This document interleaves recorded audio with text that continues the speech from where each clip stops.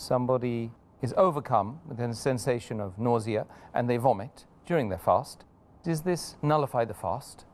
Is this something, can they resume their fast after the vomit has come out?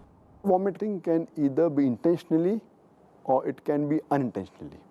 And our beloved Prophet Muhammad said, it's mentioned in Sahih Hadith, it's mentioned in Tirmidhi, in the book of fasting, Hadith number 720. Our beloved Prophet said that a person who vomits unintentionally, he should complete his fast and the fast is not broken.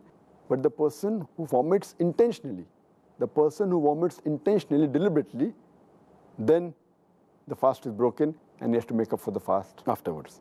And the same hadith is repeated in Sunan Abu Dawud, volume number 2, in the book of fasting, hadith number 2374, where the beloved Prophet ﷺ said that anyone who vomits suddenly, same thing unintentionally, then he does not have to atone for it.